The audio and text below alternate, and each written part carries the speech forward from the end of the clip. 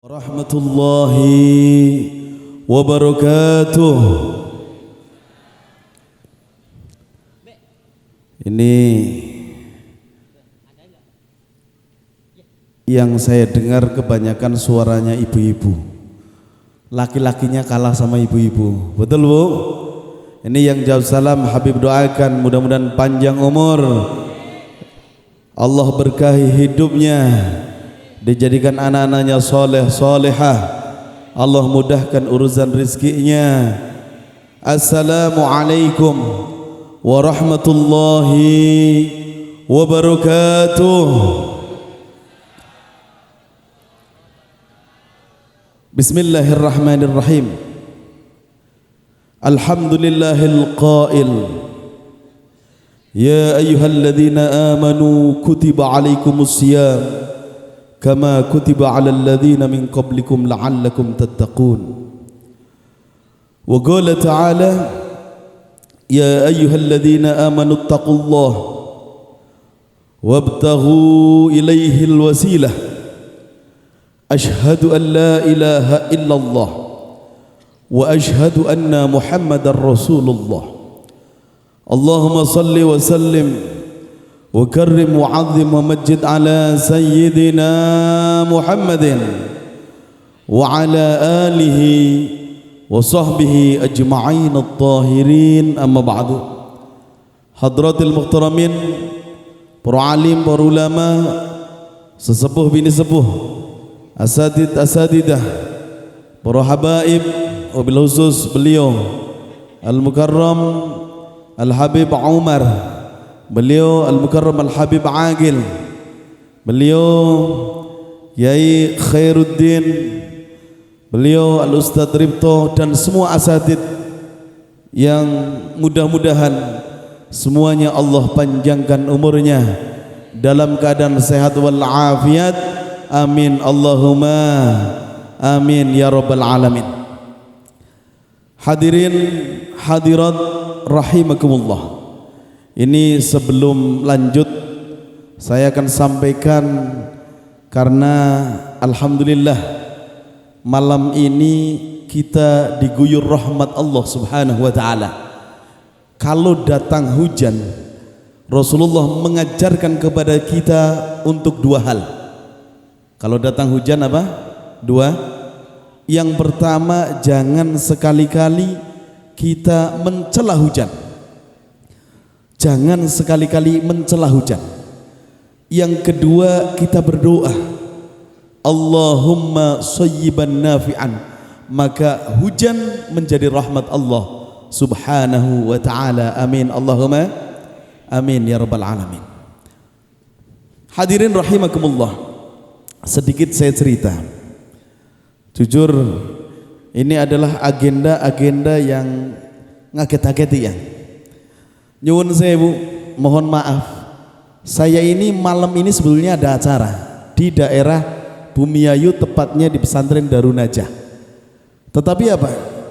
Karena beliau Yai Khairuddin ini satu sangat dekat dengan saya. Beliau dari zaman muda, dari zaman bujangan itu selalu bersama dengan saya, seperjuangan dan kemana-mana. Pas kemarin saya dikabari, akhirnya apa? Tetap mending yang Bumiayu saya gantikan oleh kakak saya, alhamdulillah, Habib Qadir sama Habib Ahmad, acara di Bumiayu. Saya sekalian silaturahim ke Eyang, alhamdulillah. Alhamdulillah, walaupun mendadak tapi ta'alluqnya kuat, nyambungnya kuat. Jadi memang mendadak memang acaranya yang mendadak. Ini luar biasa, unik ini saya bilang itu. Tapi apa? Allah gerakkan, Allah takdirkan saya untuk ketemu dengan Eyang dan antum semua. Alhamdulillah, bersyukur pada Allah Subhanahu wa taala. Yang kedua, mari kita bersama-sama memuji Rasulullah, bersolawat kepada Rasulullah sallallahu alaihi wasallam. Karena kita semua adalah makhluk yang lemah, makhluk yang banyak dosa, maka kita mengharap dengan kecintaan kita kepada Rasulullah, kecintaan kita kepada Allah Subhanahu wa taala, sehingga besok kita berharap mendapat syafaat dari Rasulullah sallallahu alaihi wasallam. Amin Allahumma amin ya rabbal alamin. Hadirin hadirat rahimakumullah. Hari ini atau malam ini adalah di mana kita menghadapi sebentar lagi yang namanya Ramadan. Di depan mata kita Ramadan. Ada yang informasinya hari Sabtu, ada yang informasinya hari Ahad. Nanti kita nunggu ketentuannya. Ketentuan apa yang disampaikan oleh Itsbat. Itsbat itu adalah perkumpulan seluruh organisasi yang ada di Indonesia. Ratusan organisasi ini bermusyawarah menetapkan kapan hari Ramadan akan datang. Cerita Ramadan, saya mengutip satu hadis di mana kita semua adalah manusia yang selalu dinantikan oleh surganya Allah Subhanahu wa taala. Siapa yang akan dinantikan oleh surganya Allah? Apakah kita termasuk orang-orang yang dinanti oleh surganya Allah? Maka dikatakan oleh Rasulullah, al-jannatu mushtaqatun ila arba'atin nafarin. Surga itu selalu rindu, selalu kangen dan mengharapkan 4 golongan. Yang pertama adalah talil Quran. Surga merindukan orang-orang yang apa? Talil Quran. Selalu membaca Al-Quran. Ini ada yang bertanya, Beb, apa bedanya antara tilawah dengan kiroah? Karena bahasa Al-Quran ada tilawah, ada kiroah. Mohon maaf, saya bertanya dulu pada antum sekalian. Kalau kiroah itu artinya apa? Diterjemah Al-Quran, membaca. Kalau tilawah sama, ternyata maknanya jauh. Kalau secara kontekstual, secara tekstual itu berbeda antara kontekstual dengan tekstual. Bahwa yang namanya qiraah betul membaca Al-Quran, tetapi kalau tilawah adalah membaca Al-Quran, memahami isi Al-Quran, menghayati kandungan Al-Quran, dan mengamalkan Al-Quran. Maka dikatakan dalam hadis Nabi, al-jannatu mushtaqatun ila arba'atin nafarin.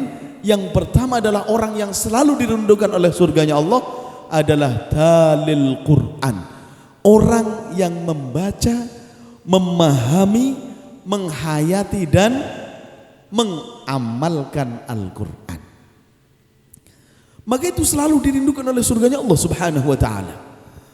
Kalau kita cerita tentang masalah bagaimana ayat-ayat Al-Quran menjelaskan terkait dengan Iqra, dengan Utslu, kita bisa mempelajari atau melihat ayat-ayat yang pertama Allah turunkan melalui malaikat Jibril itu dengan bahasa Iqra. Contoh, ayat yang pertama Allah turunkan lewat malaikat Jibril adalah Iqra bismi rabbikal ladzi khalaqal insana min 'alaq. Iqra wa rabbukal akram alladzi 'allama bil qalam. 5 ayat ini Allah turunkan pertama. Sehingga dalam riwayatnya dikatakan pada waktu Rasulullah sallallahu alaihi wasallam dekat menerima wahyu, dalam waktu enggak lama menerima wahyu, Nabi itu selalu khulwah. Datang setiap waktu ke Gua Hiro, menyendiri di Gua Hiro, dan tidak lama kemudian Allah Subhanahu wa taala mengirim malaikat Jibril.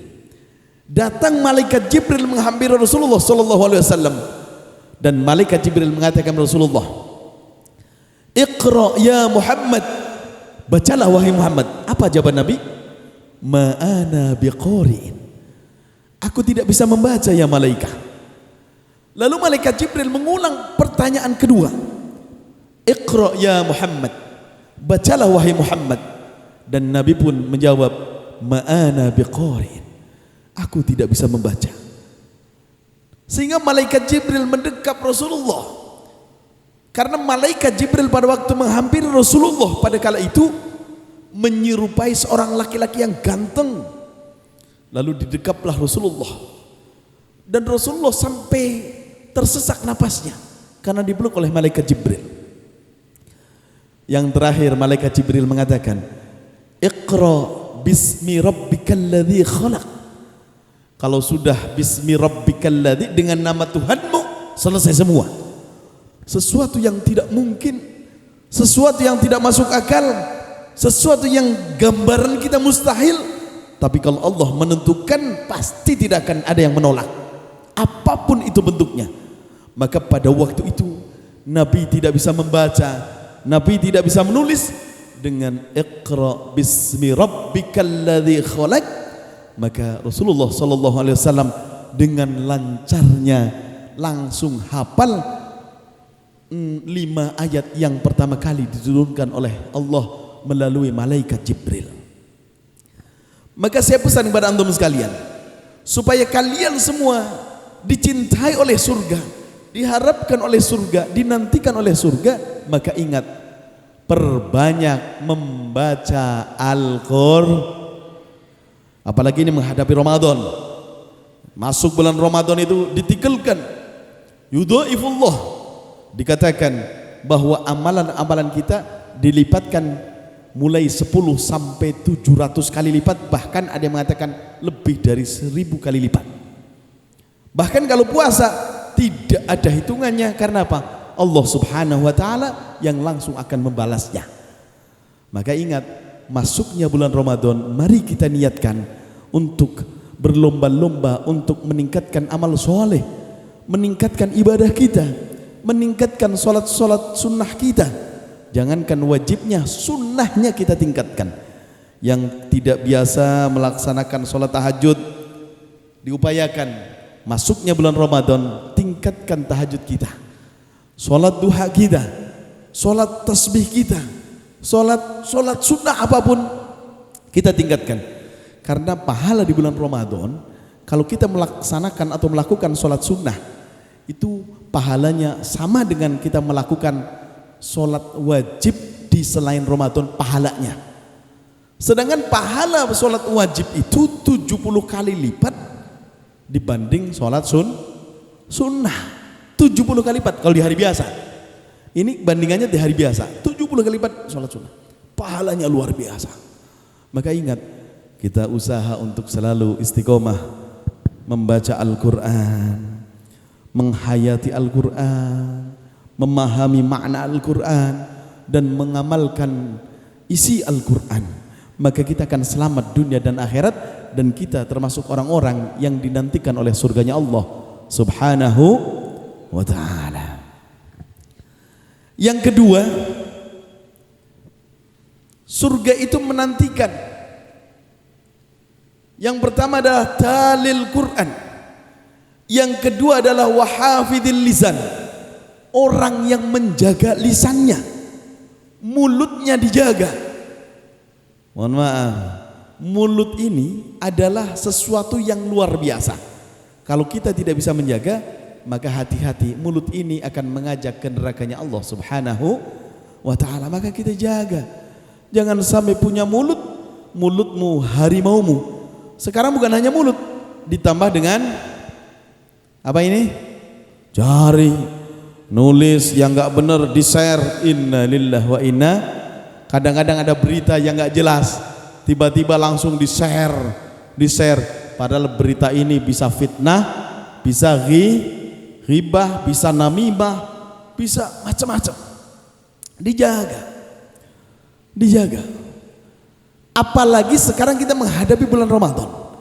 Karena kata Nabi, man fariha bidukhuli Ramadan haramallahu jasadahu 'alan niran.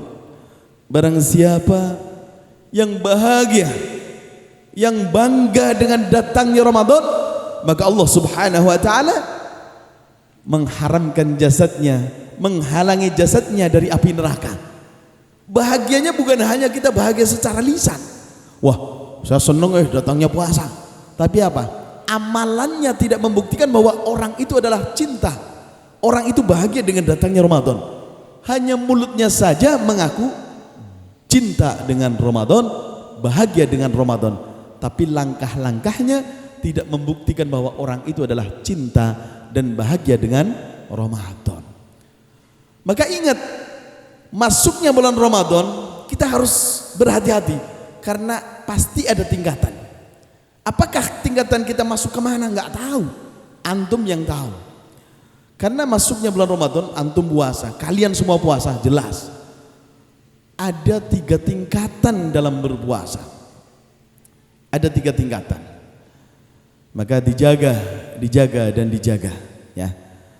Jadi ingat, kita menjaga lisannya. Menjaga apa? Lisan. Lisan ini berusaha untuk mengucapkan sesuatu yang bermanfaat. Lisan ini dijaga jangan sampai kita bermaksiat kepada Allah Subhanahu wa taala. Lisan ini dijaga jangan sampai muncul ghibah, menggunjingkan orang, menghinakan orang. Lisan ini jangan sampai dikeluarkan untuk memfitnah orang. Lisan ini jangan sampai keluar untuk mengadu domba orang. Hati-hati dijaga. Maka kalau kita sudah bisa menjaga lisannya, maka yakinlah kalian diharapkan oleh surganya Allah, ditunggu oleh surganya Allah, dan dirindukan oleh surganya Allah Subhanahu wa ta'ala. Amin Allahumma amin. Yang ketiga adalah orang-orang yang ditunggu surganya Allah, wa mut'imil ji'an. Orang yang memberi makanan kepada orang yang kelaparan. Kalau zaman sekarang, kalau saya amati, orang yang kurang makan itu langka, jarang. Tapi kalau orang yang kurang kurang banyak nggak? Banyak. Kurang makan nggak ada. Bahkan kalau zaman dulu, kita cerita zaman dulu, zaman saya kecil, kalau abah saya acara manakiban, acara tahlilan, acara muludan, acara pengajian, saya itu mengharapkan apanya itu? Berkatnya. Wah, ini kok nggak pulang-pulang apa ini kok? Tak tunggu berkatnya. Berkatnya ditunggu serius. Tapi zaman sekarang, antum acara, kalian acara pengajian, acara manakiban, pulang bawa berkat, di rumah makanan banyak, nasi banyak, nggak ada yang makan. Itu banyak seperti itu. Jadi makan itu tidak kurang, tapi yang kurang itu, kenapa duit itu kurang? Karena mengikuti gaya itu, mengikuti keinginan. Kalau kita tidak mengikuti keinginan, tapi mengikuti kebutuhan, mengikuti kebutuhan tidak mengikuti keinginan, maka adem ayem. Contohnya apa? Zaman dulu banyak orang-orang yang kerjanya dapatnya pas-pasan.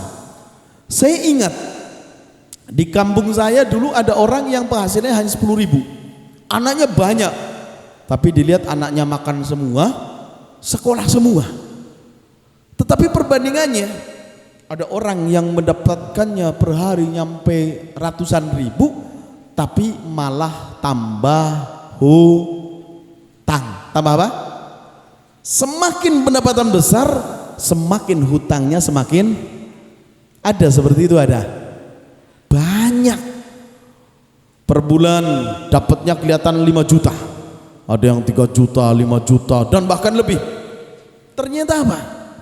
Semakin pendapatannya besar, ternyata hutangnya semakin. Kenapa terjadi seperti itu? Mengikuti keinginan, mengikuti gaya, mengikuti gengsi. Ini pakaian ini harganya 1 juta. Ada pakaian yang harganya 100.000. Biasanya kalau orang gengsi belinya yang 100.000 apa 1 juta? 1 juta semua. Bahkan kalau temennya ada yang beli 1 juta, wah, saya pengen beli yang lebih mahal, karena ngikuti gengsi, ngikuti gaya hidup.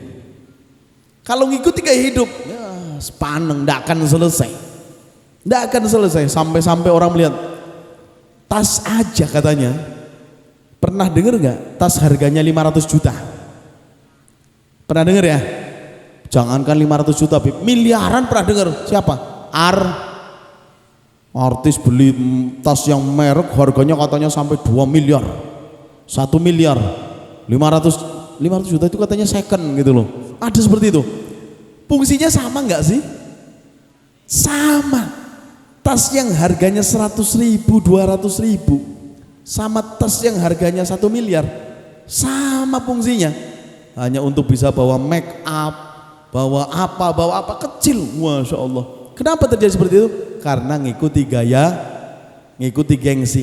Coba istri bapak-bapak, apabila istrinya bapak-bapak apabila ngikuti gaya hidup, ngomong, Pak, itu tangga saya beli tas harganya 10 juta, Bapak ya harus beli. Ya, akhirnya bisa jadi berantem. Kenapa? Ngikuti gaya hidup. Makanya itu dijaga. Yang keempat, orang-orang yang dinantikan surganya Allah Subhanahu wa taala adalah was-shaimina fi syahri Ramadan, orang-orang yang berpuasa di bulan Ramadan. Tadi sudah saya buka. Orang yang bahagia di bulan Ramadan dengan apa? Dengan membuktikan bahwa kegembiraan itu meningkatkan ibadah kepada Allah Subhanahu wa taala, maka Allah haramkan jasadnya masuk neraka. Amin Allahumma. Dan tadi saya sampaikan ada 3 tingkatan dalam puasa.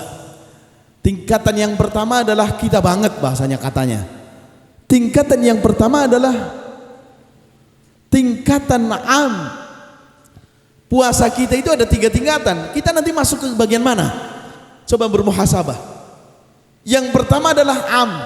Am itu adalah orang yang berpuasa hanya menahan lapar dan haus. Lapar, haus ditahan, dan hubungan suami istri tidak dijalankan. Itu namanya hanya itu saja.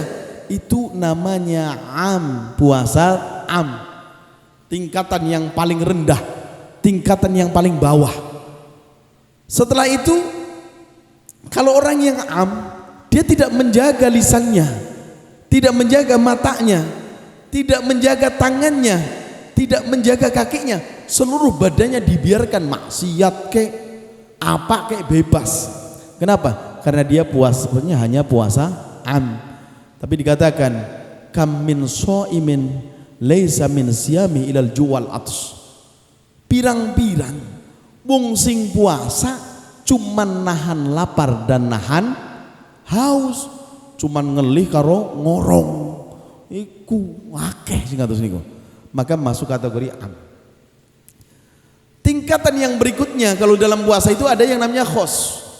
Kalau tingkatan khos itu adalah orang yang berpuasa menahan dari makan, menahan lapar dan dahaga, menahan dari hubungan suami istri, juga menahan dari seluruh tubuhnya. Matanya dijaga dari maksiat, melihat sesuatu yang maksiat dijaga. Lisannya dijaga dari omongan-omongan yang menghancurkan pahala puasa. Termasuk apa tadi saya sampaikan, ada yang namanya menggunjing, ada yang adu domba, ada lagi sumpah palsu dan lain sebagainya. Itu dijaga. Dia menjaga seluruh badannya dari sesuatu yang menghancurkan pahala puasa.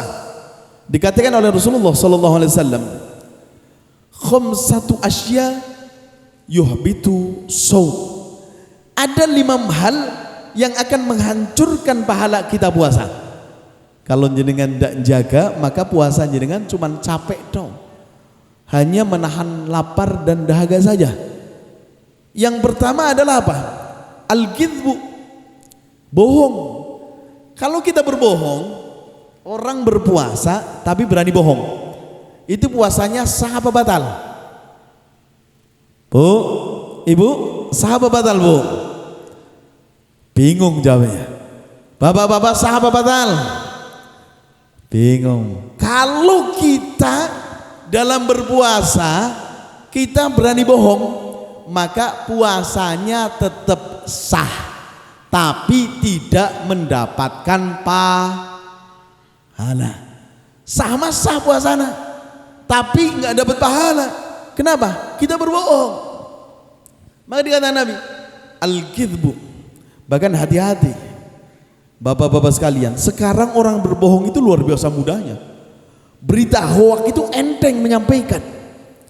Padahal Allah memperingatkan dengan tegas, ya ayyuhalladzina amanu, orang-orang yang beriman, kalau kalian itu beriman, lima taqulu ma la taf'alun, kenapa kalian mengucapkan sesuatu yang tidak kalian lakukan?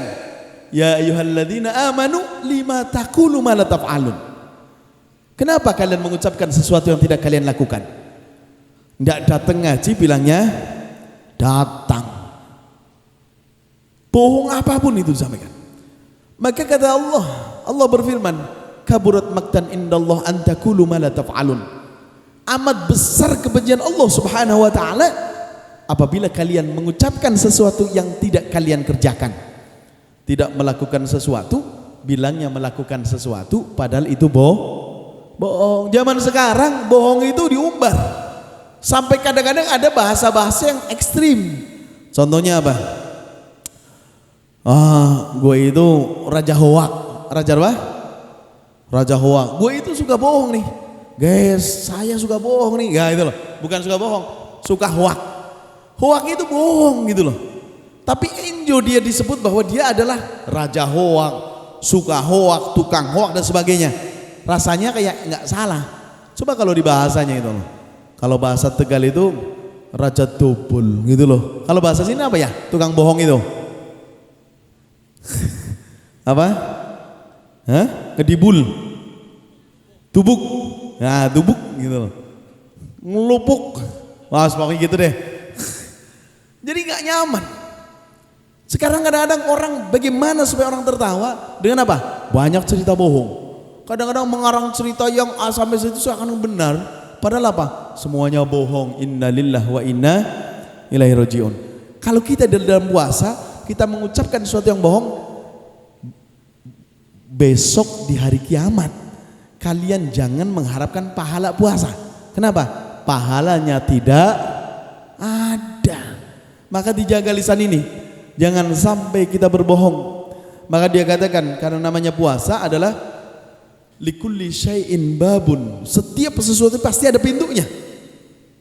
Wa babul ibadah as-shaum, dan pintunya ibadah adalah berpuasa.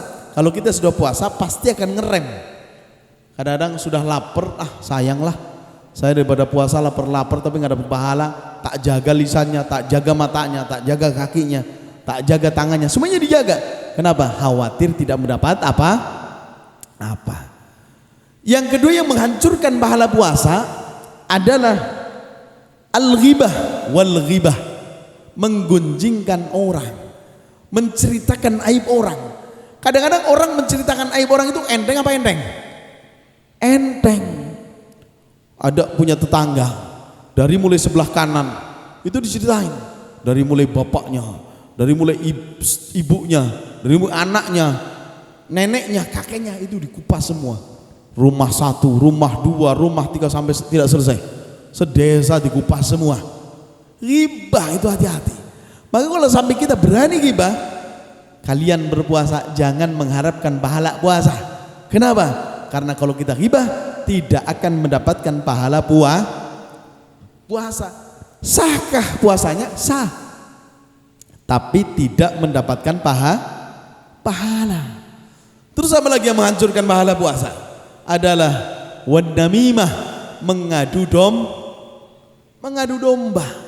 Karena ada orang karakternya dia bahagia, dia senang apabila ada tetangganya diadu domba, terus akhirnya muncul pertengkaran, muncul masalah, itu senang, ada seperti itu. Kalau kita muncul mengadu domba, makanya kita seleksi, disaring. Biasanya sekarang yang paling banyak adalah di apa ini? Di apa? Medsos. Medsos itu banyak sekali berita bohongnya. Sampai dikatakan dalam penelitian itu banyak mengatakan lebih dari 60% itu beritanya banyak yang hoak. Kalian langsung percaya, langsung di-share. Kadang-kadang munculnya fitnah, munculnya adu domba. Hati-hati kalau kita sampai mengadu domba dengan cara telunjuk kita, jari kita atau lisan kita, maka hati-hati. maka kita tidak akan mendapatkan pahala puasa. Tidak akan mendapat pahala puasa. Ada juga fitnah. Fitnah juga luar biasa.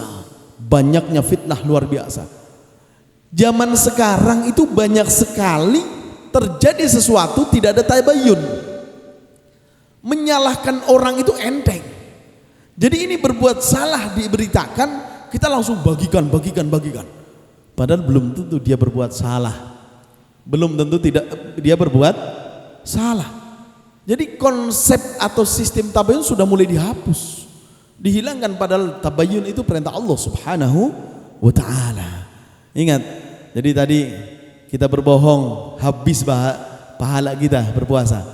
Kita fitnah habis pahala puasa kita. Kita ghibah, guncikan orang, habis pahala kita. Terus mengadu domba juga habis pahala kita.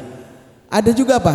Wal yaminul, kita bersumpah, wal yaminul ghamus, bersumpah dengan bohong, bersumpah palsu, janji palsu, itu akan menghapus pahala kita. Maka dijaga ini sebelum kita masuk puasa. Jangan sampai kita janji palsu, apalagi kalau istilahnya tahun-tahun politik banyak sekali yang janji. Mudah-mudahan janjinya jangan janji palsu. Amin Allahumma amin. Dijaga itu janjinya, jangan janji palsu.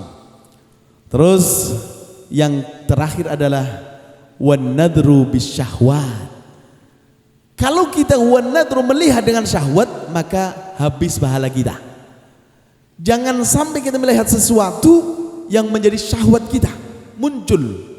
Kalau sampai muncul maka pahalanya habis. Puasanya sah apa enggak? Sah.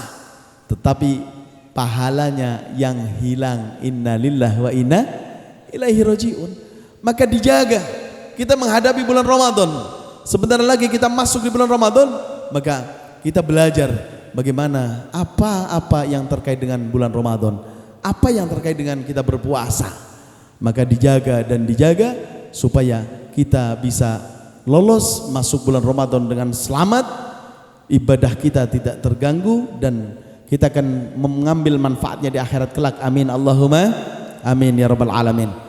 Hadirin hadirat rahimakumullah, ini acaranya tawasulan, penutupan tawasul, penutupan sementara nggih yang, karena nanti insya Allah di bulan Syawal dibuka lagi kan insya Allah.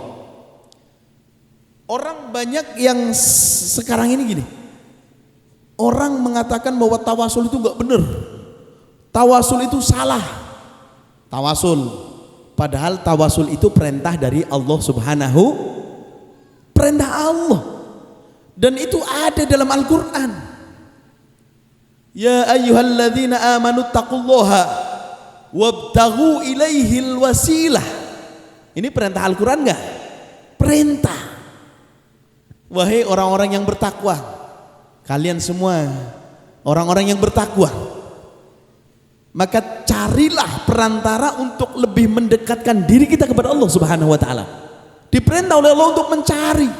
Bagaimana caranya? Ini majelis seperti ini yang namanya majelis tawasulan.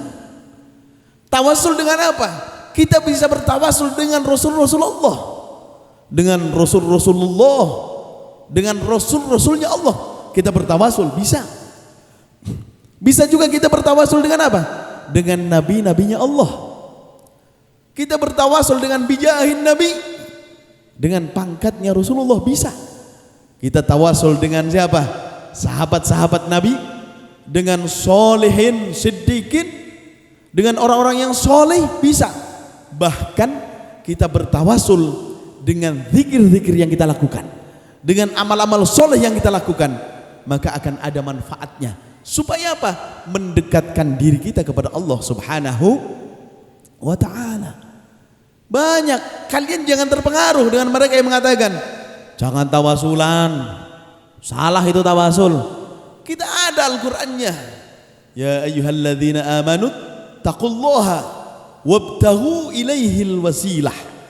Maka acara seperti ini, hayu kita semangatkan bagaimana kita tawasul, bagaimana kita nyambung dengan Allah Subhanahu wa ta'ala. Kalau kita langsung nyambung dengan Allah, siapa kita? Kita adalah orang yang dhaif, orang yang banyak dosa. Kita begitu banyak dosa-dosa yang kita lakukan. Bahkan kalau kita bermuhasabah, kita beriktibar, kita membayangkan bagaimana dosa-dosa yang pernah kita lakukan. Dari mulai akil balik sampai setua ini, begitu banyak dosa yang kita lakukan. Seorang anak begitu banyak menyakiti orang tuanya. Antum bisa bayangkan berapa kali kalian menyakiti hati orang tua kalian? Tidak terhitung. Hal yang sepele saja kalau kita bayangkan. Orang tua memerintahkan kita, kadang-kadang sebagai anak nggak langsung siap jalan. Tidak, kadang-kadang minta upah dulu, ada seperti itu, ada. Banyak. Ada juga yang gerundeng. Disuruh beli tempe sama cabai sana. Sudah berangkat beli tempe sama cabai, pulang. Ternyata orang tua lupa. Ada yang ketinggalan, tahunya belum dibelikan. Wah, tadi tahunya belum dibelikan, ini belikan tahu lagi deh. Langsung ngomongnya, mau beli sekalian. Wah, innalillahi wa inna ilaihi rajiun. Betapa banyak, begitu banyak seorang anak yang menyakiti hati orang tuanya. Padahal yang namanya ibu, seorang ibu itu kalau dibentak anaknya, perasaannya seperti apa? Sakit sekali. Sakit, Pak. Bapak masih mending, bapak pun sakit, apalagi seorang ibu.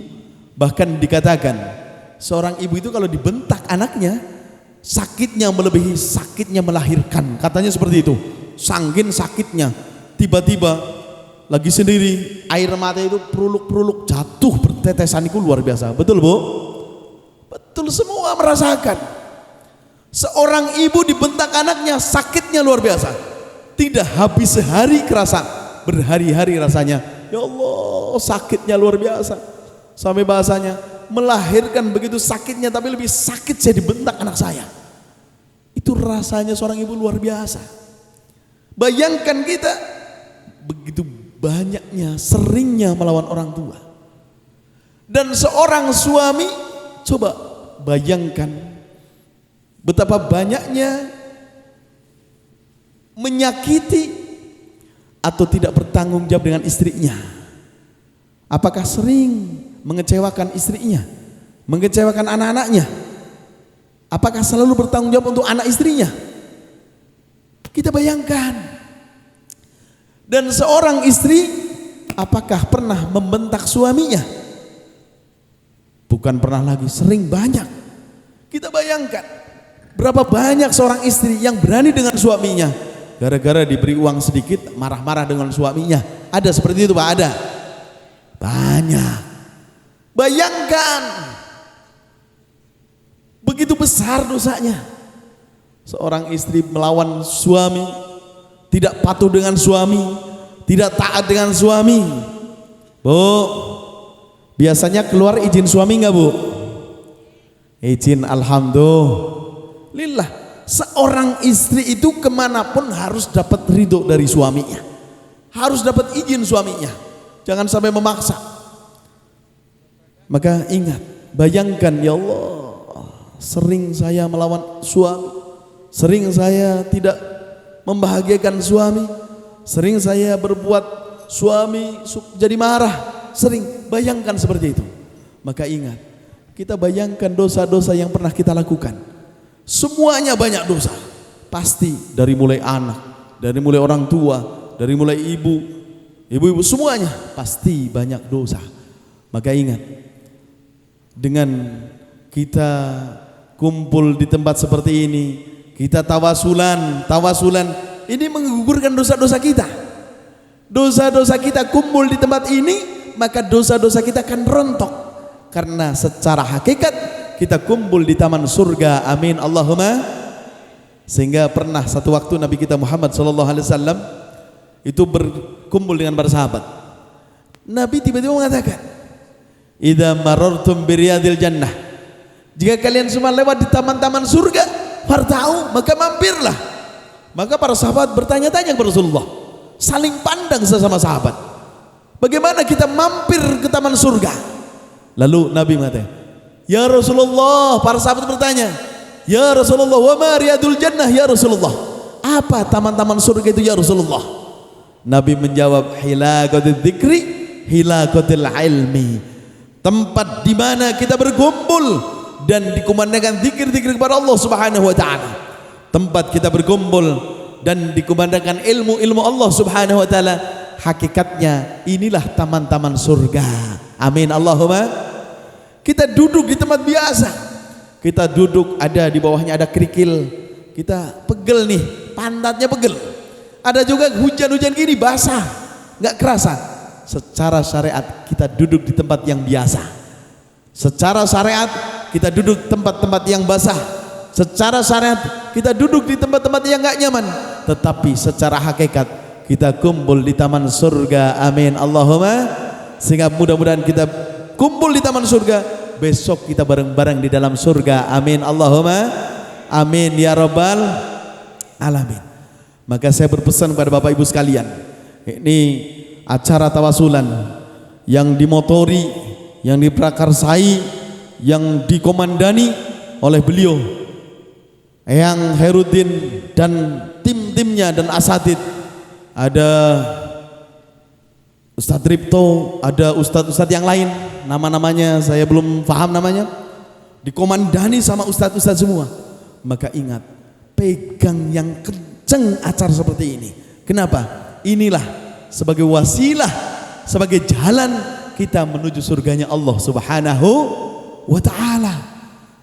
Sebagai jalan supaya apa? Doa-doa kita dikabul oleh Allah Subhanahu wa ta'ala. Karena kita sering kumpul di tempat seperti ini, maka dosa-dosa kita akan rontok. Dosa-dosa kita lama-lama habis, sehingga permohonan kita kepada Allah Subhanahu wa ta'ala akan Allah mudahkan dan Allah kabulkan. Jika kalian semua memohon kepada Allah Subhanahu wa ta'ala dengan apa?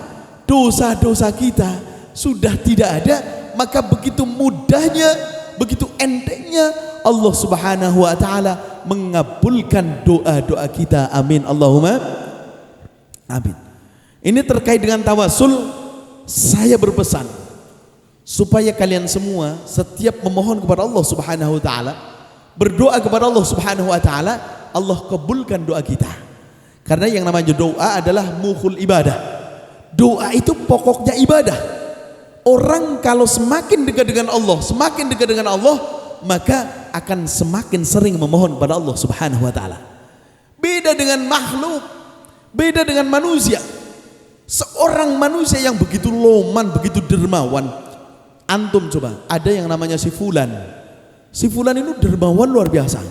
Kalian minta, selalu dikasih. Lama-lama si Fulan ini bosen nggak? Bosen ngasihnya, bosen lama-lama. Itu manusia.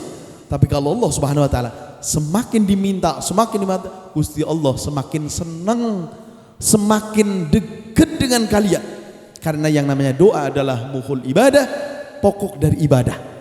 Bukti kedekatan manusia, bukti kedekatan kalian dengan Allah adalah semakin banyak kita meminta kepada Allah Subhanahu wa ta'ala. Tetapi ada yang bertanya, Habib, kenapa saya berdoa rasanya terus menerus? Bukan puluhan kali, ratusan kali, bahkan ribuan kali saya berdoa, rasa-rasanya tidak pernah diijabah oleh Allah Subhanahu wa ta'ala. Ada yang seperti itu, ada hatinya, ada kadang-kadang seperti itu. Ingat, bukan salah yang mimpinnya, bukan salah tempatnya, bukan salah siapa-siapanya, tapi bermuhasabahlah. Ada apa? Kenapa doa kita tidak pernah dikabul oleh Allah Subhanahu wa ta'ala? Padahal janji Allah, siapapun yang meminta kepada Allah, maka Allah Subhanahu wa ta'ala pasti akan memberikan ijabah, akan mengabulkan doanya.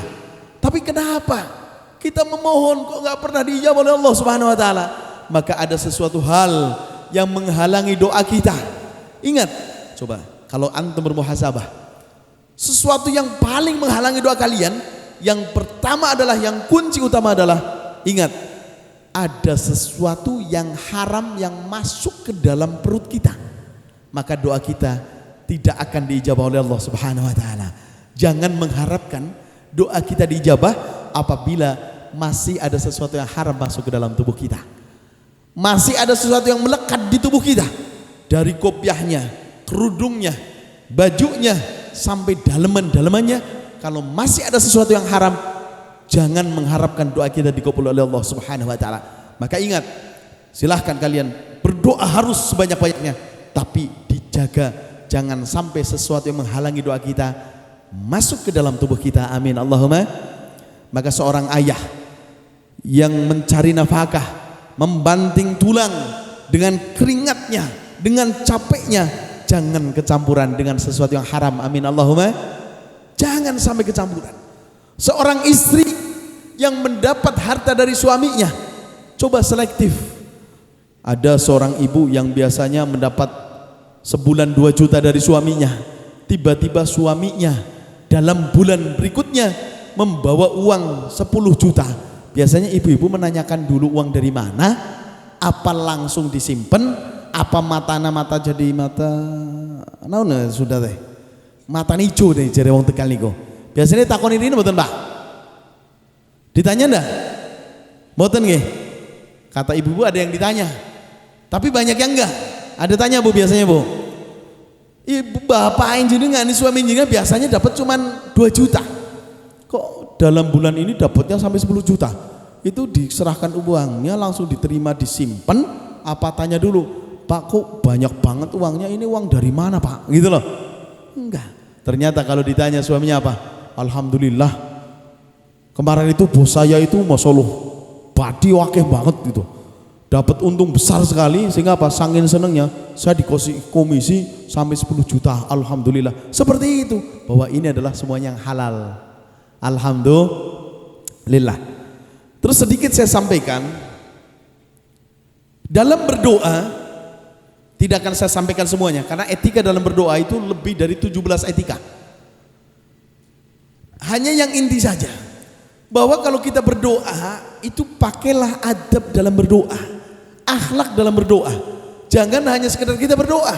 Kadang-kadang ada di dalam hati kita, ini yang ini kok doanya lama sekali ya, nggak habis-habis. Ada di hatinya seperti itu. Ustadz ini kok doanya nggak selesai-selesai. Habib ini kok doanya panjang banget. Ada seperti itu. Hatinya ngergundeng. Naonnya? Kata Sunda itu apa namanya? Ngersulah. Apa bahasanya? Sami mawon, Tegal sama Cirebon itu mirip-mirip lah. Hatinya nggak nyaman. Jangankan di hatinya muncul keyakinan bahwa doa kita dikabul, jangankan sampai sejauh itu. Lihat kiai kita, ustadz kita, habib kita berdoa, kita sudah gelisah dalam hati kita. Bagaimana doa kita dikabul oleh Allah Subhanahu wa taala? Maka dalam berdoa etikanya adalah yakinkan di dalam hati kita, hadirkan di dalam hati kita bahwa apa yang kita minta Allah kabulkan. Yakinkan apa yang didoakan oleh eyang, apa yang didoakan oleh ustadz, apa yang didoakan oleh habib, antum yakinkan itu akan dikabul oleh Allah Subhanahu wa taala. Jangan ragu. Kita memohon Allah, ini Allah ngabulkan enggak ya? Allah kabulkan enggak ya? Enggak dikabul ya Tama. Itu enggak dikabul. Maka yakinkan dulu bahwa apa yang kita minta Allah kabulkan. Hadirkan hati kita, yakinkan hati kita, apa yang kita minta Allah kabulkan. Terus yang etika yang paling sering ditinggalkan, ini saya pesan, ini di sana-sana, di sini nggak tahu, saya nggak ngamati. Orang kalau berdoa, rasa-rasanya tangan diangkat itu berat sekali, wabot. Tangan diangkat itu melebihi ngangkat apa? Ngangkat pacul apa ngangkat batu gitu, berat. Ngangkat begini aja berat. Padahal Nabi itu sudah mengajarkan kepada kita etika dalam berdoa. Nabi mengangkat tangan. Bahkan banyak sekali hadis-hadis menjelaskan, hampir 100 hadis menjelaskan bagaimana Nabi berdoa dan Nabi mengangkat tangan. Ada caranya. Jangan kalau tangan kita diangkatnya hanya di dengkul. Itu bahasanya seakan-akan terserah Allah mau ngobul atau enggak, itu bahasa seakan-akan seperti itu. Tapi kalau kita doa yang serius, angkat tangan kita, sejajarkan dengan apa ini? Dengan pundak, dengan bahu, diangkat sejajarkan. Apakah tangan ke atas? Boleh. Ada beberapa cara. Bisa begini, bisa begini, bisa begini, itu ada. Dan kalau Nabi lagi ada hajat yang luar biasa, maka Nabi angkat tangannya setinggi-tingginya. Nabi angkat tangannya setinggi-tingginya. Diangkat sampai ketiak Nabi kelihatan. diangkat tinggi. Itu kan lagi urgent, lagi ada hajat yang luar biasa, tengah malam sendirian mohon pada Allah, angkat tangannya setinggi-tingginya. Tapi apa kuncinya? Yakin bahwa apa yang kita minta Allah kabulkan. Juga tadi apa? Jangan sampai masuk sesuatu yang haram. Jenengan yakin luar biasa sampai air mata mili, tangannya diangkat dur demen, tapi apa? Masih mangan barang haram. Oh, jangan harap-harap doanya dikabul dengan Allah. Maka jauhkan dari sesuatu yang haram, kumpul di tempat-tempat seperti ini, di acara tawasulan, hadir karena tawasulan luar biasa. Banyak doa-doa dikabulkan oleh Allah Subhanahu wa taala. Maka mudah-mudahan kita semua yang kumpul di tempat ini Allah jadikan orang-orang pilihan, orang-orang yang terbaik, dan mudah-mudahan kita semua yang kumpul di tempat ini Allah hapus dosa-dosa kita. Amin Allahumma. Jadi yang kumpul di tempat ini Allah hapus dosa-dosanya. Amin Allahumma. Amin ya rabbal. Dan mudah-mudahan yang kumpul di tempat ini Allah kabulkan hajat-hajatnya. Allah kabulkan hajat-hajatnya. Allah jauhkan bala musibah. Allah jadikan anak-anaknya soleh dan solehah. Allah mudahkan urusan rezekinya. Dan apabila ada di antara kami yang kumpul di tempat ini, orang tuanya, anaknya atau keluarganya sedang sakit, ya Allah, angkat penyakitnya ya Allah. Sembuhkan dengan sembuh yang sempurna ya Allah. Sembuhkan dengan sembuh yang sempurna ya Allah. Sembuh yang sempurna ya Allah.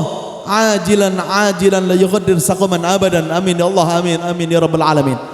Ya Allah ya Rahman, ya Allah ya Rahim, ya Fattah ya Razak. Mudah-mudahan kita semua yang kumpul di tempat ini Allah mudahkan urusan rezekinya. Dan apabila ada yang kesulitan rezeki, yang kesulitan untuk membayar hutang, mudah-mudahan bibarkati hadal majlis, bibarkatil Quran, bibarkati sholawat, Allah mudahkan urusan hutangnya selesai ya Allah. Allah mudahkan urusan rezekinya ya Allah. Allah mudahkan urusan rezekinya ya Allah. Allah mudahkan urusan rezekinya ya Allah. Allahumma salli wa sallim wa barik ala sayyidina Muhammadin wa ala ali sayyidina Muhammad. Allahumma inna nas'aluka salamatan fid din wa afiyatan fil jasad wa ziyadatan fil ilmi wa barakatan fil rizqi wa taubatan qabla al maut wa rahmatan inda al maut wa maghfiratan ba'da al maut. Allahumma hawwin 'alaina fi sakratil maut wan najata minan nar wal afwa indal hisab. Allahumma tawwil umurana fi ta'atik wa nawwir qulubana wastur 'uyubana wakshif kurubana Allah. Allahumma ij'alna wa awladana wa dhurriyyatina wa talamidana min ahli al-'ilmi wa ahli al-khair wa ahli as-salat wa ahli az-zakat wa ahli as-sawm wa ahli al-hajj wa ahli adh-dhikr wa ahli asy-syukr wa ahli al-Qur'an wa ahli al-jannah wa la taj'alna min ahli syarr. Rabbana hab lana min azwajina wa dhurriyyatina qurrata a'yun waj'alna lil muttaqina imaman. Rabbi hab li minas salihin. Rabbi hab li minas salihin. Rabbi hab li minas salihin. Rabbana atina fid dunya hasanah wa fil akhirati hasanah wa qina adzabannar. Wa sallallahu ala sayyidina Muhammadin walhamdulillahi rabbil alamin bil qabul. Al-Fatihah. A'udzu billahi minasy syaithanir rajim. Bismillahirrahmanirrahim. Alhamdulillah. Ar-Rahmanir Rahim. Maliki yaumiddin. Iyyaka na'budu wa iyyaka nasta'in. Ihdinas siratal mustaqim. Siratal ladzina an'amta 'alaihim ghairil maghdubi 'alaihim waladdallin. Hadirin hadirat rahimakumullah, mudah-mudahan apa yang saya sampaikan bisa bermanfaat dan bisa menjadikan kita selamat dunia dan akhirat. Amin amin ya rabbal alamin. Hadza wal minkum. Wassalamu alaikum warahmatullahi wabarakatuh.